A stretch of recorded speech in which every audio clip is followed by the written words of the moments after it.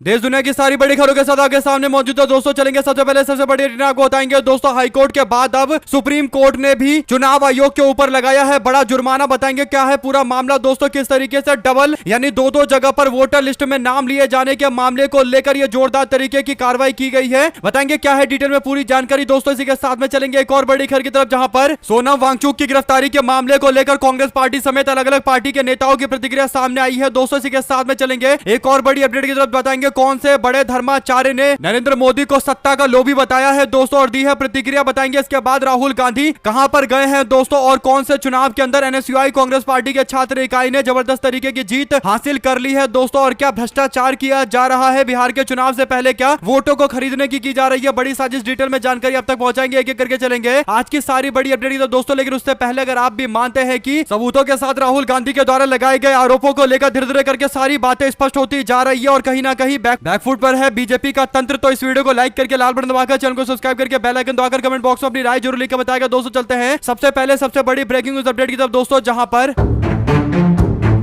कर्नाटका के महादेवपुरा विधानसभा सीट को लेकर राहुल गांधी के द्वारा किए गए कई सारे बड़े सबूतों के साथ में दावे को लेकर लगातार देश में चर्चा चल रही है दोस्तों। राहुल गांधी ने 1,250,000 फर्जी वोटों का आरोप लगाया था दोस्तों। राहुल गांधी के आरोपों के बाद चल रही चर्चाओं में एक जो बात सबसे ज्यादा काफी चर्चा में रही दोस्तों, वो ये कि राहुल गांधी ने आरोप लगाया था कि इन 1,250,000 वोटों में से लगभग 11,965 ऐसे वोटर थे जो 2 या 2 से ज्यादा जगह पर जिनका नाम दर्ज था दोस्तों, यानी डुप्लीकेट वोटों की संख्या 11,965 बताई गई। राहुल गांधी ने प्रेस ब्रीफ करते हुए और जानकारी देते हुए बताया था कि वोट चोरी का यह भी एक जीता जागता उदाहरण है कि लोगों के एक जगह से ज्यादा जगह पर सूची में नाम जुड़े हुए हैं दोस्तों। इसके बाद अब उत्तराखंड से ऐसी ही जानकारी सामने आ रही है। बता दें कि उत्तराखंड के अंदर चुनाव आयोग को तगड़ा झटका लगा है दोस्तों। सुप्रीम कोर्ट ने चुनाव आयोग को 2 लाख रुपए का जुर्माना लगाया है। उत्तराखंड के राज्य चुनाव आयोग ने पंचायत चुनाव में ऐसे उम्मीदवारों के नॉमिनेशन को रद्द नहीं किया दोस्तों जिनका एक से ज्यादा स्थान पर यानी यूं कहिए कि 2 या 2 से ज्यादा स्थान पर वोटर लिस्ट में नाम शामिल था। दरअसल हुआ यह दोस्तों कि जनवरी में उत्तराखंड के शहरी म्युनिसिपैलिटी के इलेक्शन हुए, यानी शहर में चुनाव करवाए गए, जिसमें बीजेपी ने अपने लोगों को गांव से शहर की वोटर लिस्ट में डलवा दिया, जैसे कि गंभीर आरोप कांग्रेस की ओर से लगाया गया है ताकि फर्जी वोट डाले जा सके। इसके बाद बताया गया कि बीजेपी ने अपने लोगों के नाम वापस से गाँव के वोटर लिस्ट में नाम जुड़वा दिए दोस्तों। और मई जून में ग्रामीण इलाकों के अंदर पंचायत के चुनाव हुए, यानी पहले जनवरी में चुनाव हुए शहर में, तो वहां पर लोगों के नाम जुड़वा दिए गए दोस्तों और उन्हीं सेम लोगों के नाम गांव के इलाकों में जुड़वाए गए। मई जून के दौरान जब गांव में चुनाव हुए ग्राम पंचायत के, तो उसमें भी इन्हीं लोगों ने वोट डाल दिया और उससे बड़ा बवाल तब हुआ दोस्तों जब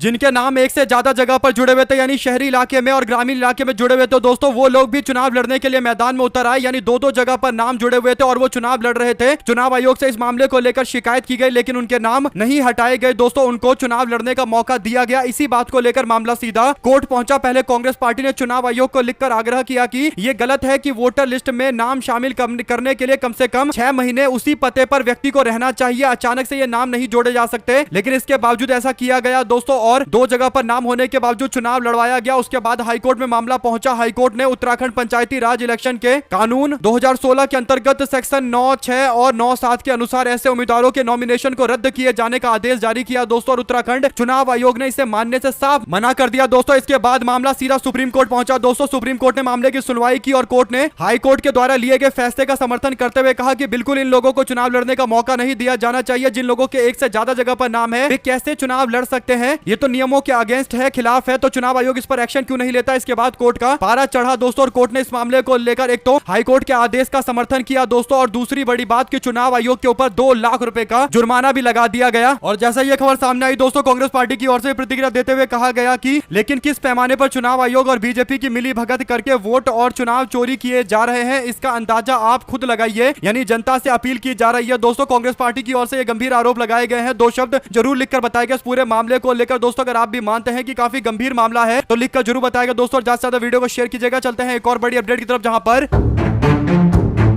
कांग्रेस पार्टी के अध्यक्ष मल्लिकार्जुन खड़गे ने एक बड़ा आरोप लगाया दोस्तों। उन्होंने बीजेपी पर आरोप लगाते हुए लद्दाख को 6ठी अनुसूची में नहीं डालने को लेकर कहा कि इन्होंने वादा किया था लेकिन वादा तो बिल्कुल नहीं माना बल्कि विश्वासघात लोगों के साथ किया। खड़गे ने कहा कि पिछले दिनों हुई हिंसा में 4 लोगों की मौत हो गई। न्यायिक जांच इस पूरे मामले पर होनी चाहिए। संविधान की 6ठी अनुसूची पूर्वोत्तर राज्यों के पूर्ववर्तीय क्षेत्रों में अनुसूचित जनजाति की स्वायत्ता और स्वशासन के उपाय सुनिश्चित करती है। खड़गे ने आगे कहा कि केंद्र सरकार के द्वारा लद्दाख में स्थिति को संभालने के दयनीय तरीके अपनाने और इसके बाद कठोर राष्ट्रीय सुरक्षा अधिनियम के तहत सोनम वांगचुक की गिरफ्तारी की कड़ी निंदा हम करते हैं। उन्होंने आरोप लगाया कि इस संकट का मूल कारण बीजेपी का लद्दाख के लोगों की आकांक्षाओं के साथ लगातार विश्वासघात है, जिस पर भाजपा को जवाब देना पड़ेगा। मल्लिकार्जुन खड़गे की ओर से वांगचुक की गिरफ्तारी का जोरदार विरोध किया गया है। दोस्तों जयराम रमेश ने भी इस मुद्दे को उठाया है। उन्होंने बताया है कि national commission on schedule caste यानी एनसीएसटी के द्वारा लद्दाख को 6th शेड्यूल में डालने के लिए बोला गया था, रेकमेंड किया गया था। दोस्तों जब सरकार की संस्थान कह रही है कि छठी अनुसूची में नाम डाला जाना चाहिए लद्दाख का भी, तो फिर बीजेपी के लोग अपना वादा पूरा क्यों नहीं कर रहे? इसी बात को लेकर तो विरोध किया जा रहा था दोस्तों। हालांकि हिंसा हुई और हिंसा की कड़ी से कड़ी निंदा की जानी चाहिए दोस्तों। इसके बाद सोनम वांगचुक की गिरफ्तारी को लेकर अलग अलग पार्टियों की ओर से जोरदार विरोध किया जा रहा है। 2 शब्द आप पूरे मामले को लेकर लिखकर जरूर बताएगा दोस्तों। चलते हैं एक और बड़ी अपडेट की तरफ, जहां पर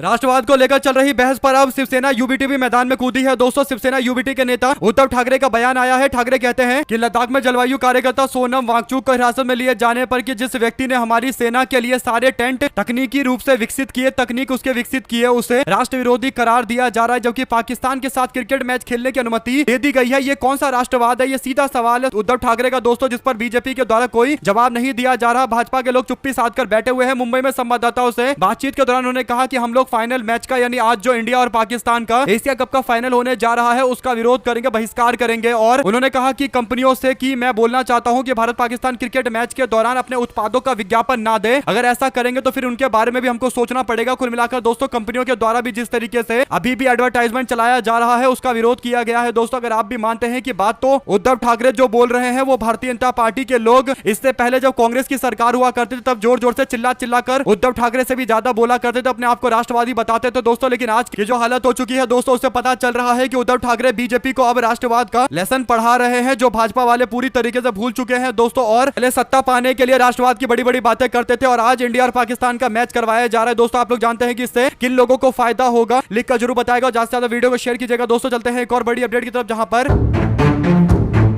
लोग इंतजार कर रहे थे कि नरेंद्र मोदी 17 सितंबर को 75 साल के हो जाएंगे तो अपने पोस्ट से इस्तीफा दे देंगे। जो नियम दूसरों के ऊपर लागू होता है वो मोदी के ऊपर भी लागू होगा, लेकिन बात एकदम बनी नहीं दोस्तों। और मामले पर एकदम चुप्पी साधकर बीजेपी बैठी हुई है। पता भी नहीं चल रहा कि नरेंद्र मोदी 75 साल के हो चुके हैं और जो नियम भाजपा के अन्य नेताओं पर लागू किया गया था वो मोदी के ऊपर कभी लागू किया जाएगा। यही बड़ा कारण है दोस्तों कि इस मामले पर अब प्रतिक्रिया सामने आई है। देश के सबसे बड़े धर्माचार्यों में से एक धर्माचार्य यानी भारत के शंकराचार्य अभिमुक्तेश्वरानंद ने इस मामले को लेकर नरेंद्र मोदी से तीखे सवाल पूछे हैं दोस्तों। नरेंद्र मोदी को लेकर एक जो बयान उन्होंने दिया है इससे बीजेपी के लोगों को और ज्यादा मिर्ची लगने वाली है दोस्तों। शंकराचार्य स्वामी अभिमुक्तेश्वरानंद कहते हैं कि नरेंद्र मोदी सत्ता लोभी है। रोहतास जिले के डेहरी में पत्रकारों से बातचीत के दौरान जगतगुरु शंकराचार्य स्वामी अभिमुक्तेश्वरानंद सरस्वती ने प्रधानमंत्री नरेंद्र मोदी पर कड़ा हमला बोला दोस्तों। उन्होंने कहा कि प्रधानमंत्री नरेंद्र मोदी सत्ता लोभी है, 75 साल हो गए लेकिन अब भी रिटायर्ड नहीं हुए। जैसा कहते थे कि कभी भी झोला उठाकर चल देंगे, अरे भैया तुम तो कभी नहीं गए, ऐसा लगता था कि तुम बीच में चले जाओगे, 75 साल के पहले ही चले जाओगे, इतने त्यागी हो। उन्होंने आगे कहा कि इससे पता चलता है कि नरेंद्र मोदी कितने सत्ता लोभी हैं। यानी पहले झोला उठाकर चलने की बातें कर रहे थे कि झोला उठाकर चला जाऊंगा, लेकिन अब 75 साल हो गया, इसके बावजूद सत्ता से मोह नहीं जा रहा और अपनी जगह किसी और व्यक्ति को सत्ता नहीं दे रहे हैं दोस्तों। जबकि 65 साल में सरकारी व्यक्ति रिटायर्ड हो जाता है और तमाम बड़े पोस्ट पर 65 साल और 60 साल 62 साल की एज रिटायरमेंट की एज होती है दोस्तों। लेकिन नरेंद्र मोदी 75 साल के हो गए हैं, लेकिन इसके बावजूद जो नियम भाजपा के अन्य नेताओं के ऊपर लगाया गया दोस्तों वो प्रधानमंत्री मोदी के ऊपर नहीं लग रहा है। तो शंकराचार्य ने इसी मामले को लेकर कहा कि अडवाणी, मुरली मनोहर जोशी और अन्य सीनियर नेताओं के साथ अन्याय हुआ है, लेकिन हमें लगता था कि नियम सब पर लागू होगा, लेकिन ऐसा यहां पर तो लागू नहीं हो रहा। इसकी भरपाई कौन करेगा? कई सारे सवाल पूछे जा रहे हैं दोस्तों। स्वामी के बयान ने राजनीतिक हलचलें फिर से मचा दी है और भारतीय जनता पार्टी के पास इस मामले को लेकर कोई जवाब नहीं होगा दोस्तों। अगर आप भी मानते हैं कि नरेंद्र मोदी को लेकर जो पहले दावे किए जाते थे वो दावा अब एक बार फिर से सबके सामने एक्सपोज हो चुका है दोस्तों। 2 शब्द जरूर लेकर बताएगा। स्वामी अभिमुक्तेश्वरानंद सरस्वती के द्वारा बोले गए इस मामले पर आपकी क्या राय है, लिखिएगा जरूर दोस्तों। चलते हैं एक और बड़ी अपडेट की तरफ, जिसमें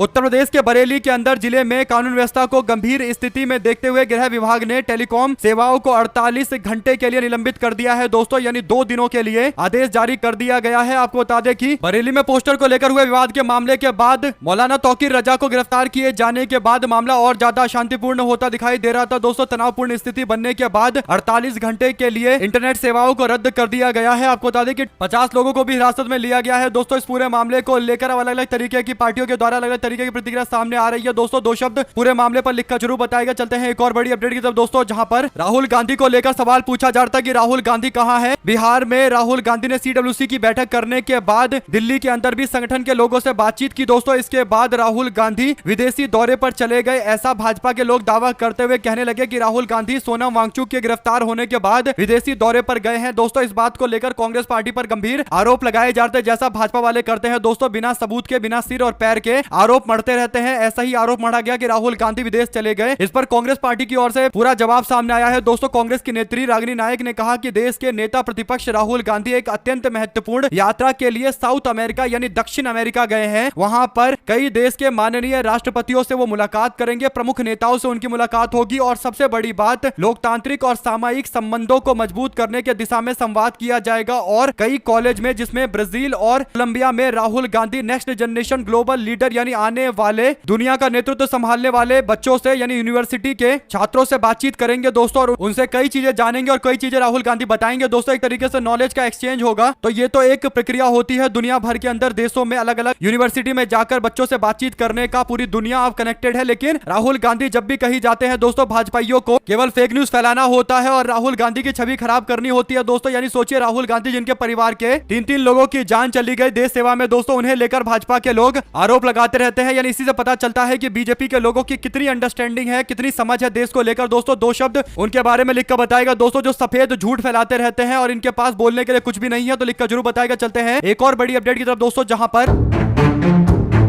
साल भर के अंतराल के बाद शनिवार को प्रदेश भर के अंदर शासकीय और अशासकीय महाविद्यालयों के छात्र संघ के चुनाव के मतदान हुए दोस्तों, और नतीजे घोषित कर दिए गए। दरअसल खबर उत्तराखंड से सामने आई है, जहां पर कांग्रेस पार्टी के छात्र इकाई एनएसयूआई की ओर से कई जगह पर झंडा गाड़ा गया है दोस्तों। एनएसयूआई ने छात्र संघ के चुनाव में एमकेपी में सभी पोस्ट पर चुनाव जीता है दोस्तों, और डीएवी में जोरदार हंगामा हुआ। यहां पर भी एनएसयूआई का दबदबा रहा। ऐसा ही और भी अलग अलग कॉलेज के अंदर एनएसयूआई कांग्रेस पार्टी छात्र इकाई ने अपनी ताकत का एहसास करवाया है दोस्तों। और उत्तराखंड के अंदर एनएसयूआई कांग्रेस पार्टी लगातार चुनावों में अपनी स्थिति को मजबूत करके दिखाते हुए कहीं ना कहीं ये बताने की कोशिश कर रही है कि पूरे उत्तराखंड के अंदर कांग्रेस पार्टी को लेकर एक पॉजिटिव माहौल है। आप लोग इस पूरे मामले पर क्या प्रतिक्रिया देना चाहते हैं, लिखकर जरूर बताएगा दोस्तों। और ये भी बताइए कि आखिर इस तरीके के छात्र नेतृत्व में जो बदलाव देखने को मिल रहा है और छात्र स्तर पर जो कांग्रेस पार्टी या एनएसयूआई को समर्थन मिलता है, या फिर सत्ता विरोधी एक मानसिकता देखने को मिलती है, तो क्या इसका देश के चुनाव पर असर पड़ेगा। खासकर वो प्रदेश है जहां पर ये चुनाव हो रहे हैं, यूनिवर्सिटी के इलेक्शन, तो उससे क्या विधानसभा पर कम से कम असर पड़ेगा। जो भी आपकी राय है लिखकर जरूर बताएगा। चलते हैं एक और बड़ी अपडेट की तरफ दोस्तों, जहां पर पिछले 20 साल से भारतीय जनता पार्टी और एनडीए गठबंधन की सरकार बिहार में चल रही है दोस्तों, और सत्ता विरोधी लहर इतनी ज्यादा है कि नरेंद्र मोदी और अमित शाह भी जाते हैं प्रचार करने के लिए, तो पार्टी के कार्यकर्ताओं में कुछ खास इंटरेस्ट देखने को मिलता नहीं है दोस्तों। इसके बाद कहीं ना कहीं भारतीय जनता पार्टी को अब सर्वे के माध्यम से भी जानकारियां मिल रही है कि उनकी हालत काफी ज्यादा खराब है दोस्तों। यही बड़ा कारण है कि अब भारतीय जनता पार्टी साम दाम दंड भेद हर तरीके से चुनाव के अंदर अपनी स्थिति को मजबूत करना चाहती है दोस्तों। यही बड़ा कारण है कि अमित शाह और नरेंद्र मोदी की रणनीति के तहत अब बिहार के अंदर एक मुख्यमंत्री रोजगार योजना चलाई गई दोस्तों, जिसके अंतर्गत नरेंद्र मोदी को बुलाकर योजना का आरंभ कराया गया और लगभग 75 लाख महिलाओं को 10,000 रुपए एक महीने का दिया गया दोस्तों। यानी एक ही महीने 10,000 रुपए दे दिए गए, ताकि आने वाले चुनाव के अंदर महिलाएं प्रभावित होकर एनडीए गठबंधन को वोट करे। एक तरीके से इनडायरेक्ट वोट खरीदने का यह पूरा मामला है दोस्तों। इस पर पूर्व आईपीएस अधिकारी एम नागेश्वर राव ने कहा कि चुनाव आयोग तुम जिंदा हो, ये सवाल पूछते हुए आगे कहते हैं कि बिहार में महिलाओं को 10,000 की खुलेआम रिश्वत दी जा रही है। अब इस पूरे मामले पर आप लोग की क्या राय है दोस्तों, लिखकर जरूर बताएगा। अगर आप भी मानते हैं कि सवाल तो काफी गंभीर है, क्या चुनाव आयोग इस पर रिस्पॉन्स करेगा, ये देखने वाली बात है। जो भी जानकारी इससे जुड़ी आएगी आप लगातार पहुंचाते रहेंगे दोस्तों। चलते हैं एक और बड़ी अपडेट की तरफ, जहां पर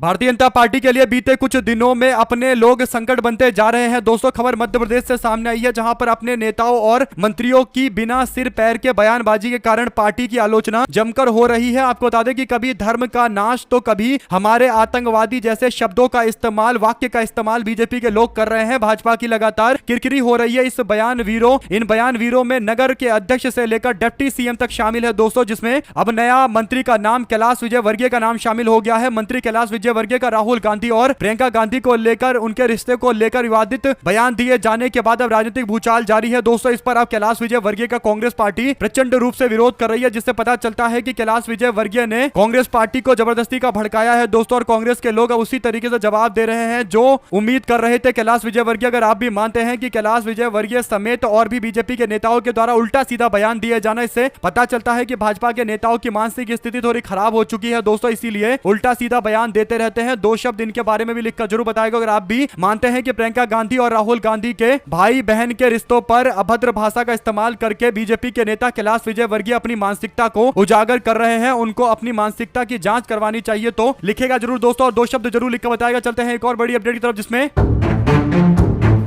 असम के अंदर हुए बोडोलैंड टेरिटोरियल काउंसिल यानी बीटीसी के चुनाव को लेकर अब रिजल्ट अंतिम आ गया है दोस्तों, यानी फाइनल रिजल्ट सामने आ चुका है। बोडोलैंड पीपल्स फ्रंट यानी बीपीएफ पार्टी ने असम के अंदर बोडोलैंड टेरिटोरियल काउंसिल के इलेक्शन के रिजल्ट में 40 में से 28 सीटें जीतकर इतिहास रच दिया है दोस्तों। आपको बता दें कि भारतीय जनता पार्टी जो पिछली बार 11 सीटें जीती थी, यहां पर अब बीजेपी को केवल 5 सीटें मिली है दोस्तों। और भारतीय जनता पार्टी के गठबंधन सहयोगी यानी जिसके साथ बीजेपी के लोग आपसी भाईचारा करके चुनाव लड़ रहे थे, यूनाइटेड पीपल्स पार्टी लिबरल यानी आदिवासी समाज की पार्टी, उसको भी झटका लगा है दोस्तों। वो भी 7 पर आकर सिमट गई है, यानी पिछली बार दोनों ने मिलकर बीटीसी में सरकार बना ली थी। आज हालात ऐसे हो गए हैं दोस्तों कि भाजपा 5 पर निपट गई है और उसकी सहयोगी 7 पर निपट गई है और एक तरफा चुनाव बीपीएफ पार्टी जीत गई है दोस्तों। दो शब्द जरूर लिखकर बताएगा, ज्यादा से ज्यादा वीडियो को शेयर कीजिएगा ताकि पूरी अपडेट आप लोगों तक लगातार इसी तरीके से पहुंचती रहे। चलते हैं एक और बड़ी अपडेट की तरफ दोस्तों, जहां पर दिल्ली हाई कोर्ट ने भारतीय जनता पार्टी के राष्ट्रीय प्रवक्ता और वरिष्ठ अधिवक्ता गौरव भाटिया के खिलाफ आपत्तिजनक सामग्री को हटाने का आदेश जारी किया है दोस्तों। साथ ही हाईकोर्ट ने कहा है कि स्वतंत्र अभिव्यक्ति की आड़ में अश्लील और यौन रूप से विचारोत्तेजक भाषण का उपयोग यानी गलत शब्दों का इस्तेमाल करके व्यक्ति की गरिमा पर हमला करना किसी भी परिस्थिति में स्वीकार्य नहीं है और इसीलिए जस्टिस अमित बंसल भाटिया द्वारा दायर मानहानि के मुकदमे पर सुनवाई के दौरान ये बयान दे रहे हैं दोस्तों। कुल मिलाकर लाइव टीवी के कार्यक्रम के दौरान कुर्ता और कैजुअल शॉर्ट्स पहने हुए दिखाई दे रहे थे भाजपा के नेता, जिन्हें लेकर सोशल मीडिया पर लोगों ने वीडियो शेयर करते हुए अलग अलग तरीके का रिस्पॉन्स किया दोस्तों। कई सारे लोगों ने इसका मजाक उड़ाया, जिसके बाद बीजेपी के नेता कोर्ट का दरवाजा खटखटाने पहुंचे। अब देखते हैं कहां से ये सामग्री हटाई जाती है दोस्तों। चलते हैं एक और बड़ी अपडेट की तरफ, जहां पर लद्दाख में आदिवासी समाज के लोगों को एकजुट करने की कोशिश कर रहे हैं दोस्तों और आदिवासी समाज का स्टेटस के साथ साथ 6 शेड्यूल की मांग को लेकर लड़ाई लड़ रहे सोशल एक्टिविस्ट सोनम वांगचुक की गिरफ्तारी को लेकर अब मुख्यमंत्री झारखंड हेमंत सोरेन का बयान आया है दोस्तों। उन्होंने कहा कि उम्मीद की एक और किरण सलाखों के पीछे जल जंगल जमीन भाषा संस्कृति अधिकार की रक्षा और देश के लिए समर्पित एक मजबूत आवाज को गुमनाम बनाने के लिए किया जा रहा षड्यंत्रों पर पूरे देश की नजर है। यानी हेमंत सोरेन को भी जेल में डाला गया था, आपको याद होगा दोस्तों, और बाद में वो जेल से बाहर निकले, चुनाव जीते और मुख्यमंत्री हैं। ऐसी तरीके से और भी कई नेताओं को जेल में रखा जाता है दोस्तों, लेकिन इसके बावजूद नेता जेल से चुनाव जीत जाते हैं। कुछ नेता जेल से बाहर आते हैं तो चुनाव जीत जाते हैं। तो भारतीय जनता पार्टी जो एक्शन लेती है उसे पूरी तरीके से लोग, जनता खासकर राजनीति से प्रेरित मानती है दोस्तों और चुनाव में उसका बीजेपी को सबक मिल ही जाता है। इसके बावजूद भारतीय जनता पार्टी के लोग इस तरीके का एक्शन लेते रहते हैं। दो शब्द जरूर लिख कर बताएगा दोस्तों। और जो हेमंत सोरेन बोल रहे हैं उस पर क्या प्रतिक्रिया देना चाहते हैं? क्या हेमंत सोरेन 100% सही बोल रहे हैं दोस्तों? अगर हाँ तो कमेंट बॉक्स में जय हिंद, जय भारत और जय भीम लिखकर जरूर बताएगा। चलते हैं एक और बड़ी अपडेट की तरफ दोस्तों, जहां पर बिहार में विधानसभा चुनाव की तैयारियां जोर शोर से चल रही है दोस्तों। राजनीतिक पार्टियों ने प्रचार में अपनी पूरी ताकत झोंक दी है। इस बीच आरजेडी के नेता तेजस्वी यादव ने न्यूज चैनल से बात करते हुए कहा कि हमारी मंजिल बिहार बनाने की है। जब तक बिहार की जनता को पढ़ाई, दवाई, सिंचाई, कमाई, कारोबार और सुनवाई वाली सरकार नहीं मिलेगी, कार्रवाई वाली सरकार नहीं मिलेगी, तब तक राज्य आगे नहीं बढ़ सकता। हम अपने राज्य को आगे बढ़ाने के लिए हर संभव प्रयास करेंगे। तेजस्वी यादव ने कहा कि नीति आयोग की रिपोर्ट बताती है कि बिहार में सबसे ज्यादा बेरोजगारी है, गरीबी सबसे ज्यादा है, पलायन और किसानों की आय सबसे कम है और यहां पर इन्वेस्टमेंट भी सबसे कम होता है। इसके साथ में कई और मुद्दों के साथ वो मैदान में है दोस्तों। उन्होंने कहा कि जब तक बिहार को उसका हक नहीं दिलवाया जाएगा, जब तक बिहार को हम विकसित नहीं बनाएंगे, तब तक बिहार के लिए लगातार संघर्ष जारी रहेगा। कुल मिलाकर दोस्तों उन्होंने कहा कि नीतीश कुमार का टाइम अब जा चुका है। 5 से 25 बहुत हुए नीतीश, अब चाहिए एक युवा सरकार, बदलाव की सरकार। अगर आप भी मानते हैं कि बिहार में जिस तरीके का माहौल है दोस्तों, कोई युवा नेतृत्व ही बिहार को तेजी से आगे की ओर ले जा सकता है। देश के अलग अलग राज्यों के अंदर जो हालात है दोस्तों, बिहार उससे भी नीचे है और इसका कारण आप लोग जानते हैं। पिछले 20 साल से भाजपा एनडीए के साथ मिलकर सरकार चला रही है। नीतीश कुमार मुख्यमंत्री है दोस्तों, लेकिन बिहार का कुछ भला नहीं हो पा रहा, जबकि ज्यादा टाइम बीजेपी केंद्र में और नीतीश कुमार बिहार में रहे हैं, तब यह हालत है। दो शब्द जरूर लिखकर बताएगा पूरे मामले पर दोस्तों। ज्यादा से ज्यादा वीडियो को शेयर कीजिएगा। चलते हैं एक और बड़ी अपडेट की तरफ, जहां पर देहरादून के अंदर भी सड़क पर लोग उतरकर सोनम वांगचुक की रिहाई की मांग करने लगे दोस्तों। सोनम वांगचुक के ऊपर एनएसए लगाया गया है, यानी नेशनल सिक्योरिटी एक्ट के तहत उनको जेल में रखा जा रहा है दोस्तों, और दावा किया जा रहा है कि उन्हें डिब्रूगढ़ जेल में भेजा जाएगा, जहां पर कई सारे और भी लोग जिन पर एनएसए लगे हुए हैं दोस्तों, वे लोग भी बंद हैं। ऐसे में देहरादून से समर्थन मिल रहा है सोनम वांगचुक को। इस पूरे मामले पर आपकी क्या प्रतिक्रिया है, दो शब्द जरूर लिखकर बताएगा। चलते हैं एक और बड़ी अपडेट की तरफ, जहां पर बिहार के विधानसभा चुनाव की जोर शोर से तैयारियां चल रही है दोस्तों। ऐसे में खबर यह है कि इलेक्शन कमीशन ऑफ इंडिया की टीम 4 या 5 अक्टूबर को बिहार राज्य का दौरा करेगी दोस्तों। 4 अक्टूबर को ईसी की टीम बिहार की राजधानी पटना के अंदर बिहार राज्य के मुख्य सचिव, डीजीपी और अन्य वरिष्ठ अधिकारियों के साथ बैठक करेंगे दोस्तों, जबकि 5 अक्टूबर को सभी जिलों के डीएम और एसएसपी को बुलाया जा रहा है, एसपी को बुलाया जा रहा है, और चुनाव की घोषणा से पहले यह बैठक बेहद महत्वपूर्ण मानी जा रही है। चुनावी तैयारियों के अंतिम रिव्यू के तहत बिहार के मुख्य निर्वाचन पदाधिकारियों के द्वारा 30 सितंबर और 1 अक्टूबर को महत्वपूर्ण बैठक बुलाई गई है दोस्तों। उसके बाद चुनाव आयोग की टीम पहुंचेगी बिहार और अंतिम बैठकें होंगी दोस्तों। उसके बाद मोहर लगा दिया जाएगा और चुनाव की घोषणा के लिए दिल्ली लौट आएंगे चुनाव आयोग के अधिकारी, और यहां पर दिल्ली में आकर हो सकता है कि अगले हफ्ते के अंदर प्रेस कॉन्फ्रेंस करके बिहार में इलेक्शन की घोषणा की जाए। चुनाव आयोग से इस बार लोगों को उम्मीद है कि वो निष्पक्ष चुनाव करवाएंगे और ऐसा चुनाव कराएंगे कि आगे कोई सवाल ना खड़ा कर पाए, क्योंकि चुनाव आयोग के पास ये जिम्मेदारी है कि वो देश के अंदर चुनाव की प्रक्रिया में लोगों का भरोसा बना रहे। इसके लिए सारे उचित कदम उठाए, वरना देश के लोगों का भरोसा लगातार कम होता जा रहा है। आप लोग इस पूरे मामले पर क्या प्रतिक्रिया देना चाहते हैं दोस्तों, दो शब्द जरूर लिखकर बताएगा, और ज्यादा से ज्यादा वीडियो को शेयर कीजिएगा ताकि पूरी अपडेट आप लोग तो लगातार आगे भी इसी तरीके से पहुंचते रहे। देख रहे थे आपका अपना चैनल जय हिंद जय भारत। बहुत बहुत धन्यवाद सभी दोस्तों, भाइयों बहनों मित्रों का। जय हिंद जय भारत जय भीम दोस्तों, बहुत बहुत धन्यवाद।